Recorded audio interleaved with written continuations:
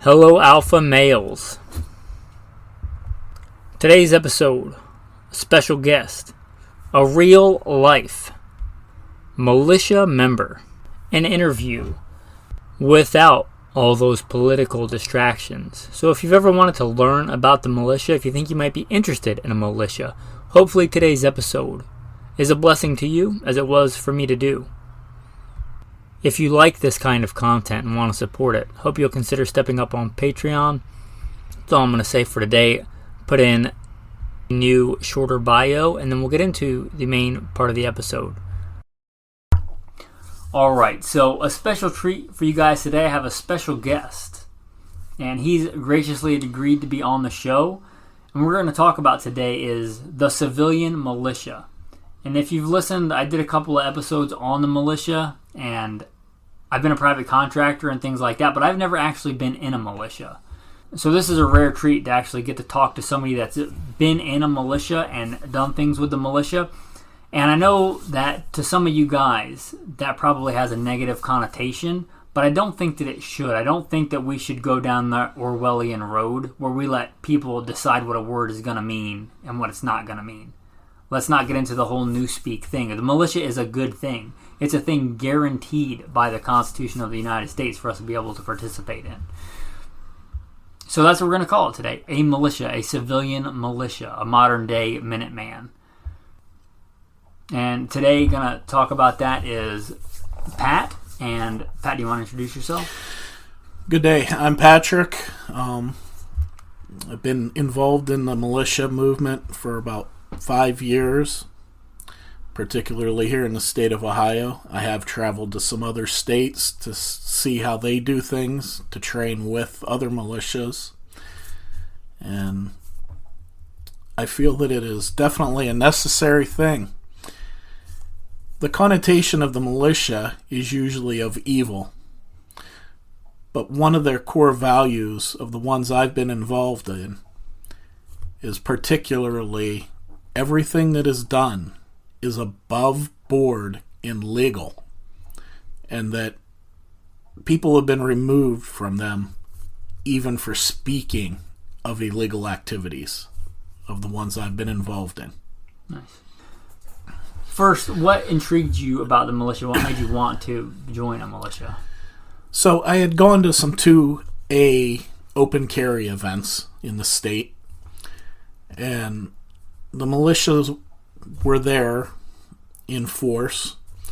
So I started asking about them, did some internet research, and then proceeded to find out how to join them and become involved in them. They do more than go out and play war, for a better term. They do community service. There are militias that are legit companies with tax-exempt status that do community service and, I don't know how to say, like, assist in emergencies. Okay, yeah. Ones I know they've done is gone and helped clean up after tornadoes. They've helped in search and rescues because they know the area where people have become missing. And what, after you join the militia process from like, I want to be a militia man, like I'm interested in this, let me go meet these guys, to actually, okay, now you're in the militia. What was that like? So they do a little bit of background checking. They will obviously comb through social media that you have for items that would be bad to their image also. And they do some background checks in some of the militias. Then they ask to meet with you, and usually you'll meet at a restaurant or something with some of the leadership within the militia.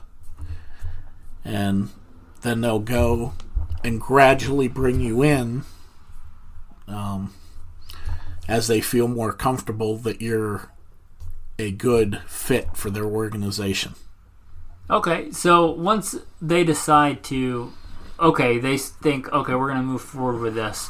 And then is there like a procedure where you're on probation militia, where you're there but you're not really, you're observing, and then you're actually doing stuff? What's that like?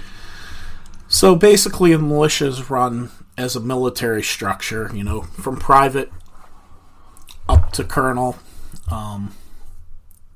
It is illegal to have a general by law, so the highest rank in a militia is a colonel.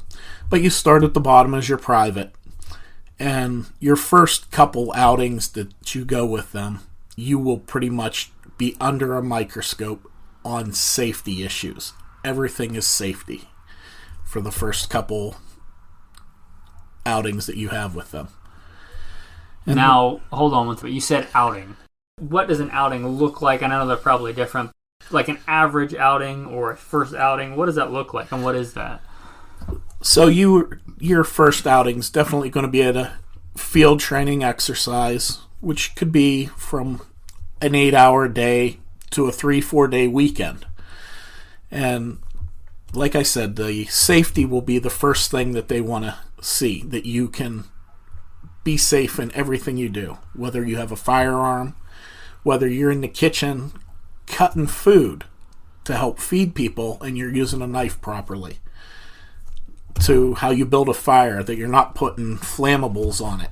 Everything is on safety for your first few events. And where, not like a specific location, but like where would you meet, like a state park or somebody's farm, or what is that? They've been held in national forests. They've been held at gun ranges where you can rent the range for the weekend. We had a piece of property that one of the members owned that we used extensively. Okay, that's pretty awesome. And then, is there like a certain process as far as skill sets go as you progress? Okay, so talking about skills, how did that work? How did that progress as far as you join the militia and they expect you to know this, or they teach you this thing or that thing? So some of the skills within the militia obviously are going to be safe firearm handling. We have some NRA instructors usually within the group. And then you get the guys that are more senior. They get made into range officers to assist in the safety of the firearms. You also have basically a chief medical officer, and they are tasked with showing basic first aid that you have. And that's one of the things you'd be expected to get is an IFAC, an individual first aid kit to have on you. And we've had outside instructors come in to teach Stop the Bleed class. Obviously some safety for the kitchen and sanitation.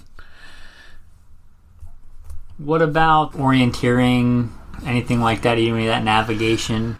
We've had military veterans that are very good with land nav, and they would teach basic land nav to the group. One thing I want to go back to, you mentioned that veterans. I guess I assume that the majority of people in that would be veterans. Is that the case, or is that not the case? What percentage, if you were guessing, an educated guess, you think were veterans? I would have to say 50% are veterans. Okay. You also have teachers, bankers I've run into, small business entrepreneurs that have been in it, truck drivers, your common average person who works at the store, nurses, doctors, medics. You have all the professions that come into it and want to have a way to make positive impact on their community. That's great. Talking about that positive impact, what would you say is something that stands out to you as something you guys really did positive for the community? So we've helped assist particularly the Moose Club on their moose rides to benefit, I believe it's the children for the moose rides that they were doing on that particular day. but we've assisted groups such as that. We've gone to the state capitol to try to have rallies and promote 2A safety and awareness at events. Okay, so talking more about the militia, start out as a private, and then I assume you move up in the organization, and there's different roles within the organization. What does that look like for a layman?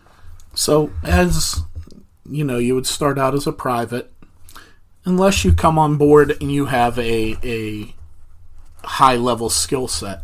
Your chaplains, your chief medical officer, those are going to come in as a higher rank, just so you can use those skill sets there.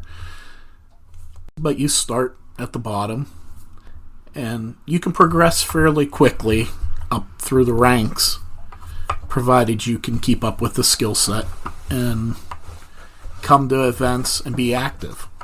I know those are the same similar ranks to, like, say, the U.S. Army. Yes, we used a Marine Corps rank system. Yeah, okay. Within it.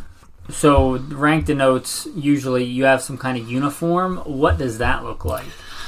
So the uniform that we wore, we had chose to wear a camouflage uniform for when we were in field, out in the woods and stuff. We also chose to use the multicam Tropic, as it is not used by any of the militaries. So it didn't super resemble a military uniform, but it is of the camouflage uniform style. Oh, that's great. I didn't even know about that pattern. Multicam Tropical. Yes. It's a very greenish pattern. We would wear basically khakis and nondescript black polos if we were going into an urban setting to do, say, a 2A education event. No, that's great. And then I'm sure a lot of the people listening to this are going to want to know the cooler stuff about the gear. Something people probably overlook, was there a certain footwear that you had to have? Did you have boots for field exercises? An appropriate boot for being outdoors in the weather, to get muddy, wet. And then basically a combat boot. Yeah, okay.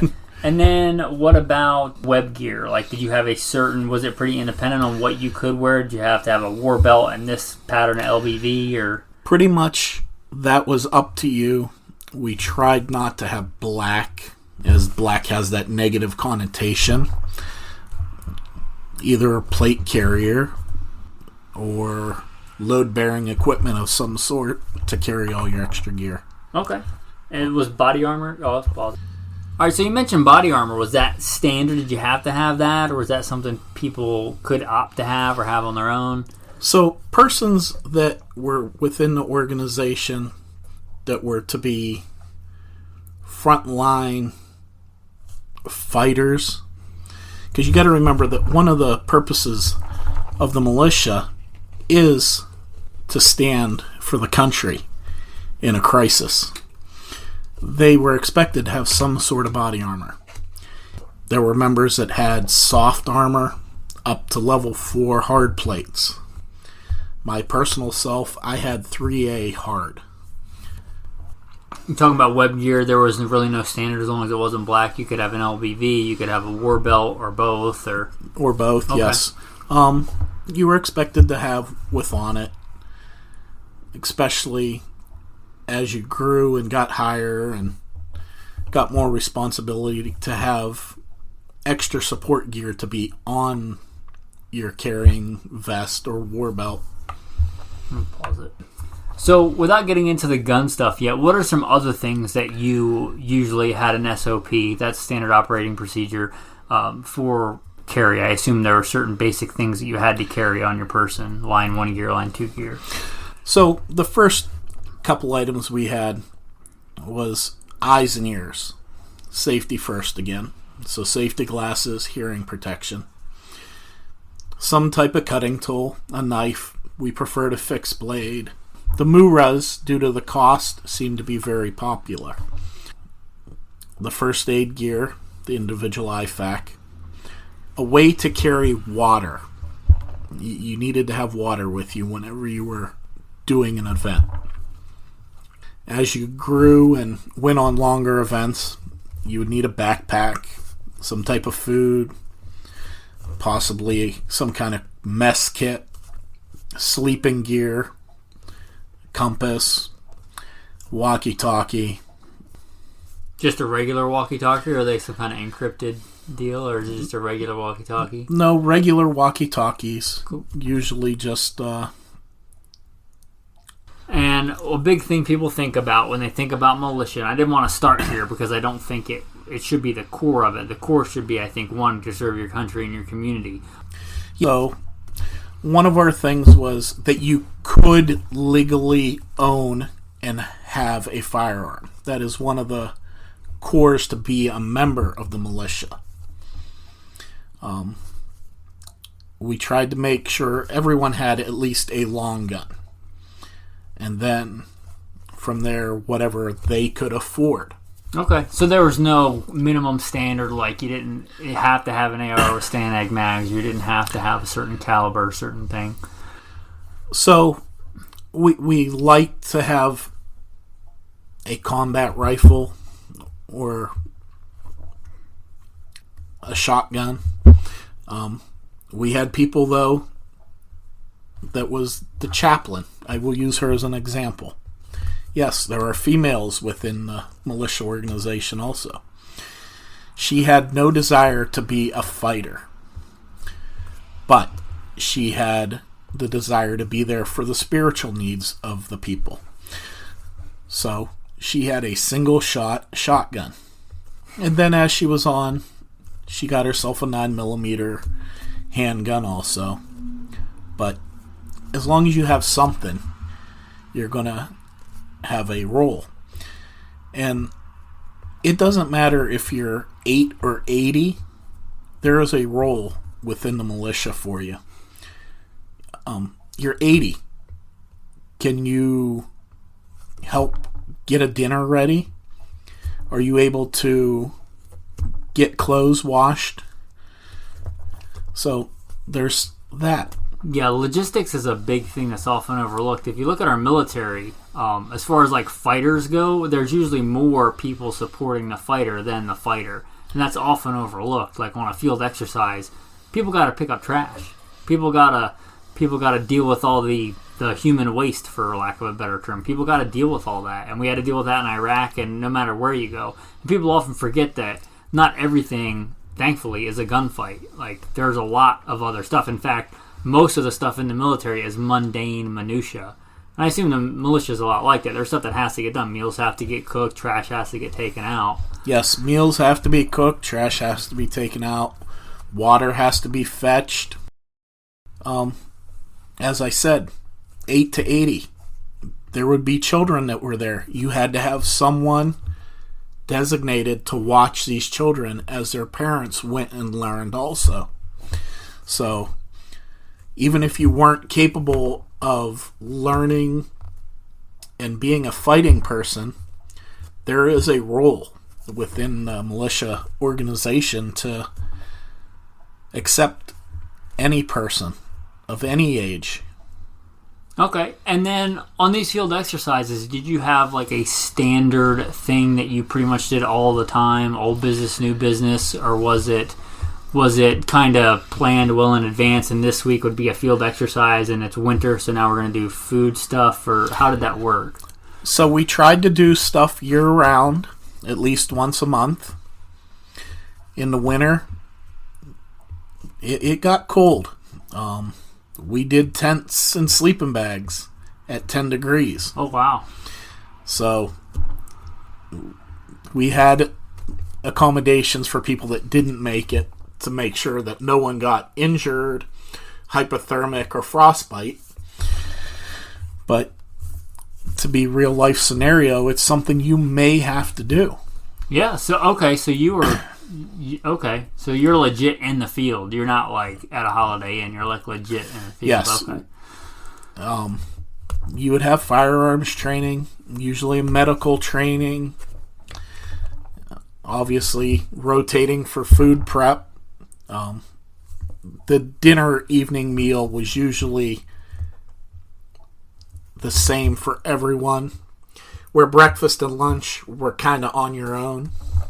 So everybody get together for the dinners, Yes. probably have a fire. And, Yes. and that's one of the coolest things about getting together in the field is the fire and the time around the fire. I think that's sadly something that we miss as a society today. Even a lot of families don't sit down as a family and have a meal. There's something to be said for a bunch of men and women in a tribal setting where you all have something in common, sitting around a fire and eating a meal. I think is just something primal that we kind of miss out in today's society. I imagine you get that in a militia. Yes, very much sitting at the fire in the evening, having an enjoyable conversation with other members.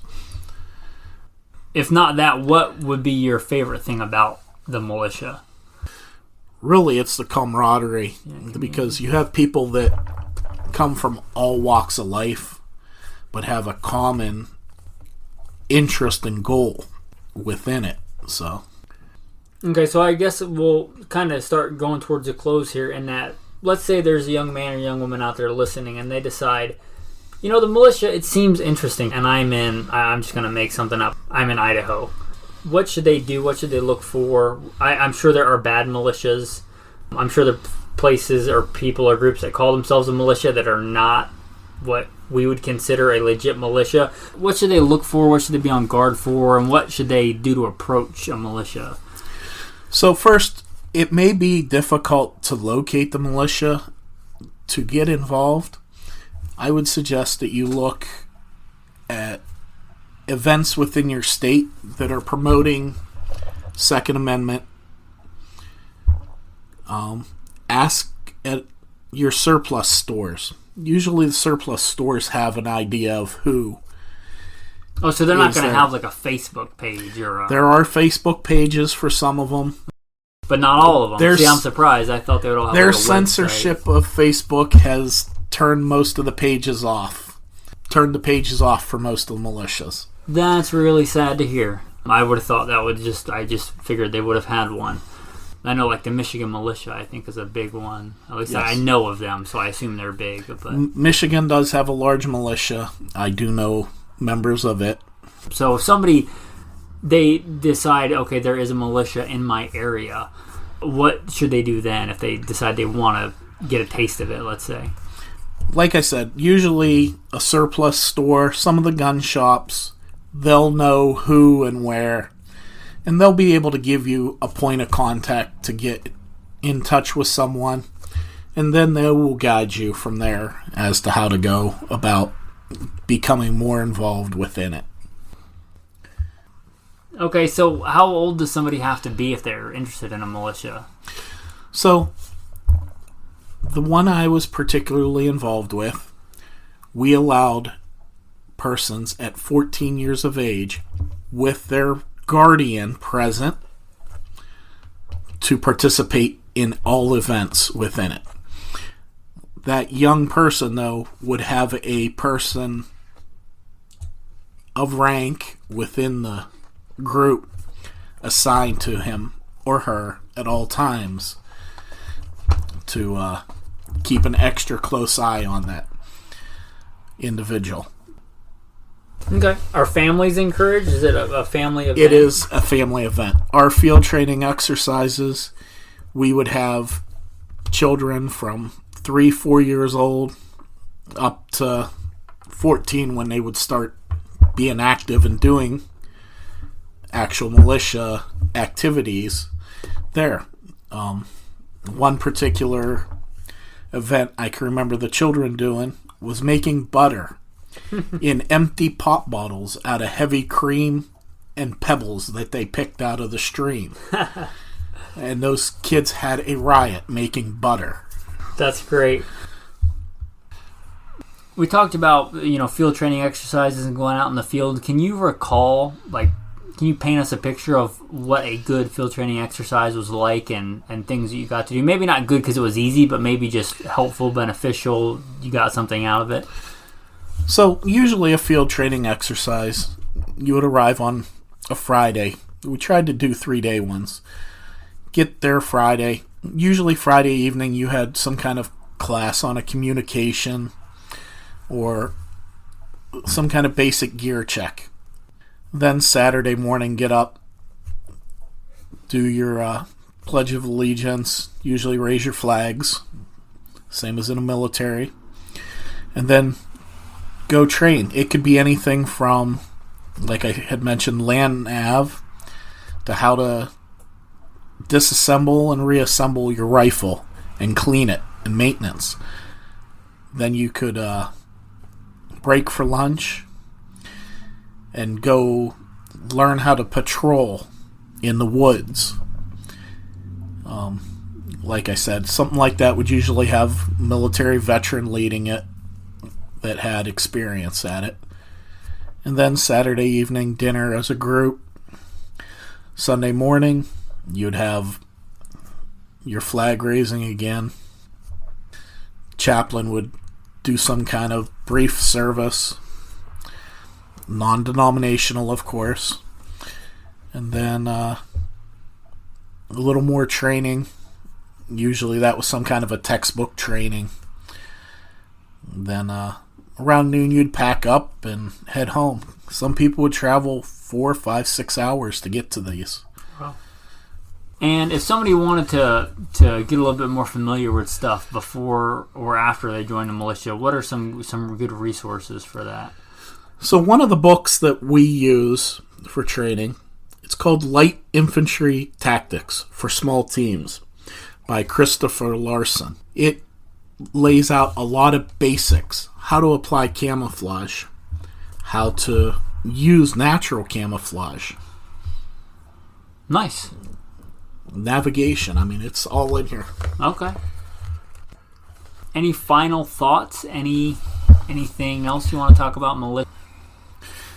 I will give the final thought that if you get involved with a militia and you feel that something is just not right, or that you feel something is that they are asking you to do is illegal, walk away.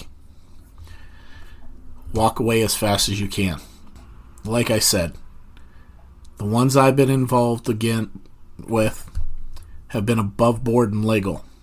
But there are some out there that have other ideas. So, if you get involved with one and something just doesn't sit well with you, walk away. Cool. Good advice. What a blessing to have him on for an interview. If you've listened, you'll know that we often do a tactical tip here on the Alpha Male Podcast. Well, I thought it'd be good to let our guest talk about some of his kit. You know, men, when we get together, we like to talk about kit and discuss the minutia of this thing versus that thing.